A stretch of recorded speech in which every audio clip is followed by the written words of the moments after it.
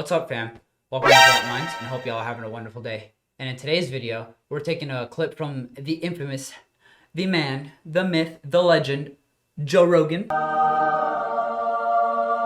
his podcast. And, he had a pretty interesting take on how he feels the Olympic athletes should be treated. And we just want to kind of let you know our thoughts on it as well.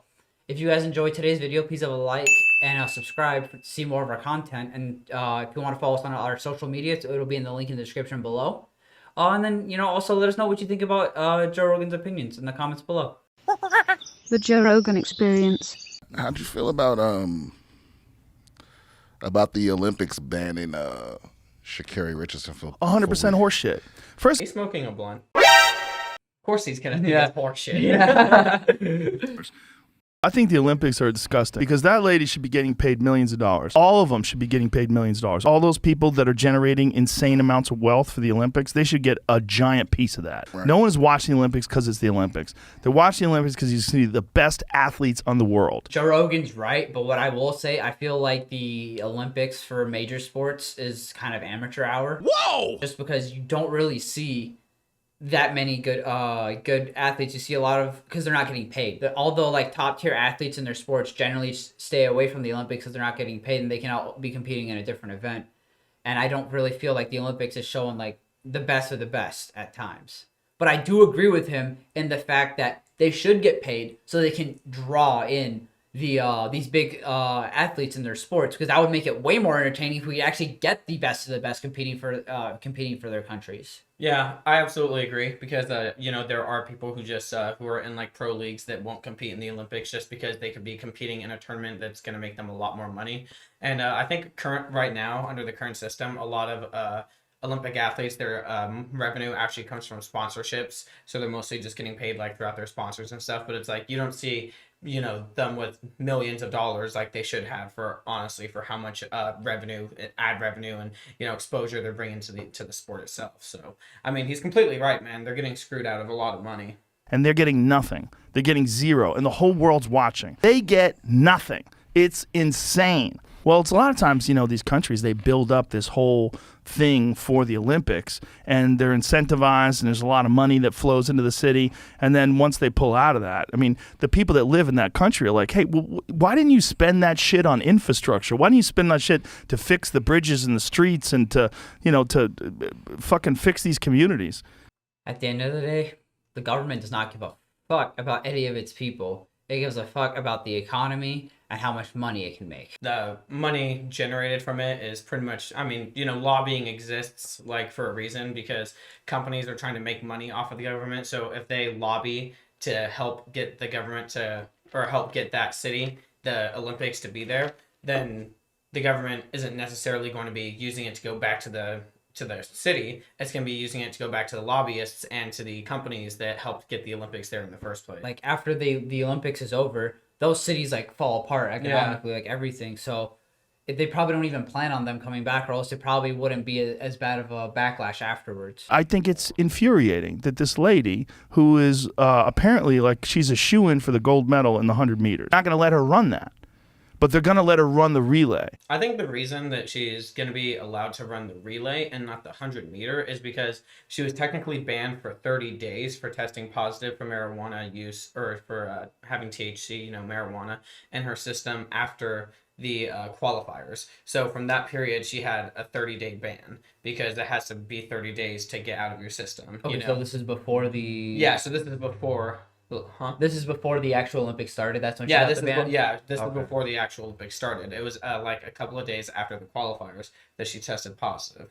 So because of that, I think the thing is that it was a time thing, that her 30-day ban ended like on the third or fourth day of the Olympics, and that's when the 100-meter was basically over already at that point, but the relay would then be going on that day. So I think that's why, but that's just based off of like what I heard. So I don't know. I feel like that's kind of bullshit if that's the thing, though. It's like if you're going to ban somebody, you might as well ban them, because then the whole point of enforcing that policy is to make sure that, people actually like feel afraid of getting in trouble or caught for breaking this rule. If you just let them off the hook like pretty loosely, then you're just like, well, shit, you can break the rules, but You'll come back whenever money's involved and we can pay it off. Banning her from the Olympics, they would be losing money because Shacarri Richardson is one of the most notable female track runners like in the world, you know. Yeah, but So- that doesn't defeat the point that it's supposed to be enforcing the rule, like, and making people afraid of it. But I mean, should it really be a rule in the first place? They're not getting paid for it. Remember, the guy just said. I don't think it should be. Like, I've heard arguments for it from other people about why they think they should, because you shouldn't be like, hi, well, doing a dangerous sport, for example, like if you're doing like in track and field, like you're throwing the javelin or the discus, you don't want to have somebody high or drunk, you know, just throwing the spear and then accidentally hit somebody in the crowd. You know, they're there for a reason, but it doesn't mean that you can't have certain restrictions for certain sports. Just that each sport has its own rule book already. Why not just make its own like separate little restrictions? Yeah, too? I was gonna say that was gonna be my point too. That if it really did come down to like, you know, oh, some sports it's dangerous, well then I'm sorry, but football doesn't have the same rules as track and field. So why are we gonna, you know, try to put other blanket rules across them? It should just be across each sport, like what it's gonna be, you know. Exactly, especially when it's something that doesn't actually make you like physically stronger or faster or perform better. Yeah. It's just so like some people just use it to relax or Yeah. unwind or anything like that. That's totally fine. People do other things to help them relax before matches too. There's other foods to help do that as well. Yeah. But for weed, For though, weed, it's so dumb. It's so dumb. Look, if they caught her doing steroids or EPO, okay, I get it. Okay. But man, there was a lot of people accusing her of steroids. Okay, just to clarify, what actually happened was she had lost her aunt not too long ago, and she was very, you know, in a bad mental space, and she used weed to help cope with that situation. I'm not condoning what she's doing. I'm just explaining the situation. However, track and field, apparently, one of the dirtiest sports. Most countries cheat. They try to figure out a way to juice their athletes up. That's pretty true in track and field, especially considering that I think it was the entire like Russian Olympic team was like banned from track and field because of doping by the World Doping Committee. Yeah, WADA. WADA. WADA like banned the entire like country of Russia from like being able to compete, but then they still somehow got in by some technicalities of them changing their name. Basically, instead of being the Russian Olympic team, they're now the Olympic team of Russia or something, but they also can't wear like the Russian flag, so they can't represent Russia itself, but they're still technically competing. So yeah, but they got banned for doping. So I mean, he's right. Doping and you know, steroids is a very, very common thing in track and field.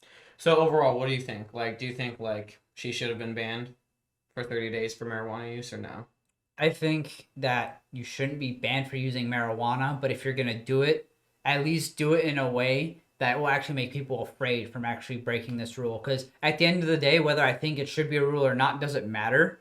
It matters that, hey, if you're gonna compete in this event, you have to follow all the rules just like everybody else. You're not special just because you're the shoo-in to win the event.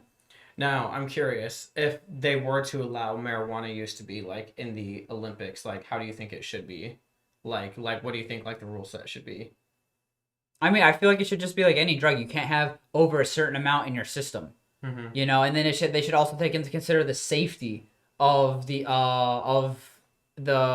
competitor and the people around the competitor, because a lot of rules in general are put in there to help protect other people as well, not just the competitors themselves also. Yeah, see, I had a thought earlier where I was thinking about the rule set of like how if they did try to legalize marijuana in competitive sports, I think the way that they would do it is, I think probably in sports that it doesn't, obviously marijuana doesn't actually increase your physical performance.